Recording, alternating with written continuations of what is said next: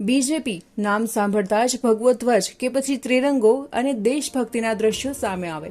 નામ સાંભળતા જ માત્ર ગુજરાત નહીં પરંતુ દેશભરની સૌથી મજબૂત અને ઈમાનદાર પાર્ટીની ઓળખ પૂરી પડે। નામ સાંભળતા જ એવું લાગે કે દેશને સમર્પિત પાર્ટી એટલે બીજેપી।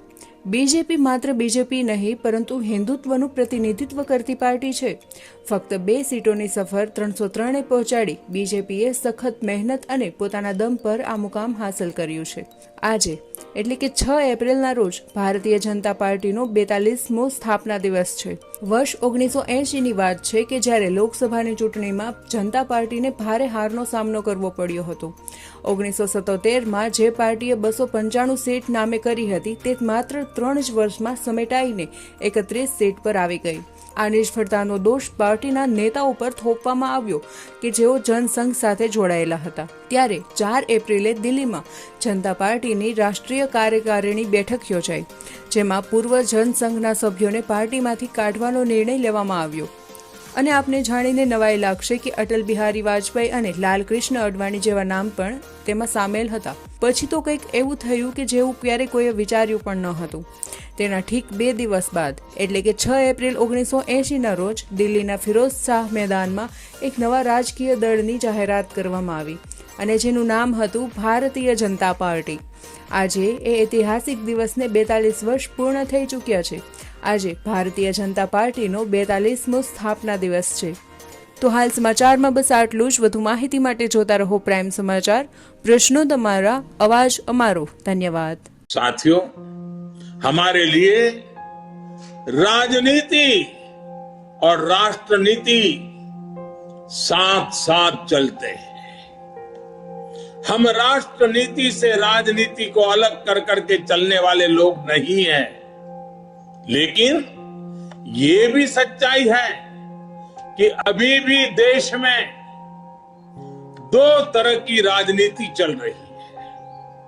एक राजनीति है परिवार भक्ति की और दूसरी है राष्ट्र भक्ति की। केंद्रीय स्तर पर अलग अलग राज्यों में हमारे यहां कुछ राजनीतिक दल है जो सिर्फ और सिर्फ अपने अपने परिवार के हितों के लिए काम करते हैं।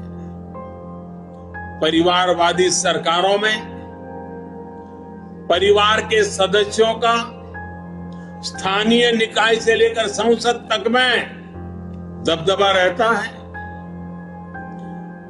ये लोग भले ही अलग अलग राज्यों में हो,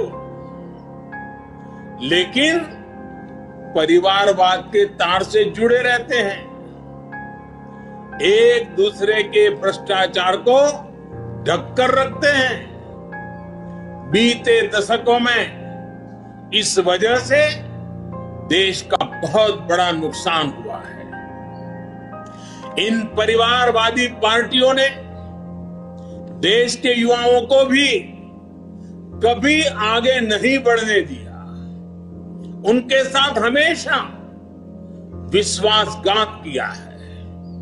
और आज हमें गर्व होना चाहिए कि आज भाजपा ही इकलौती पार्टी है जो इस चुनौती से देश को सजग कर रही है, सतर्क कर रही है।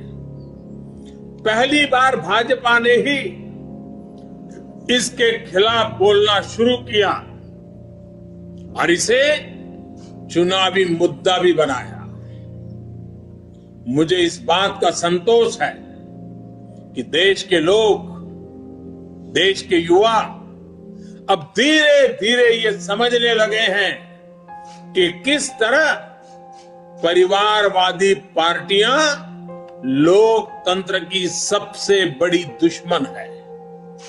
साथियों, लोकतंत्र के साथ खिलवाड़ करने वाली ये पार्टियां संविधान और संवैधानिक व्यवस्थाओं को भी कुछ नहीं समझती।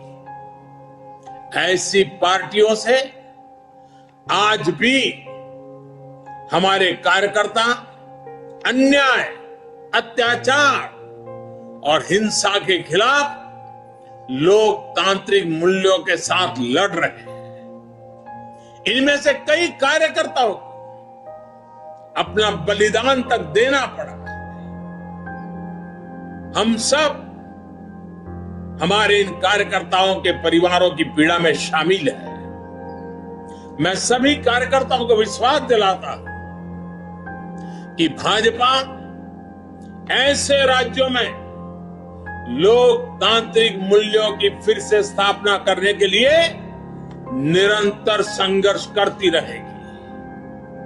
और ये महासंघर्ष, ये महायज्ञ तब तक चलेगा जब तक लोकतंत्र विरोधी ताकतों को हम परास्त नहीं कर देते।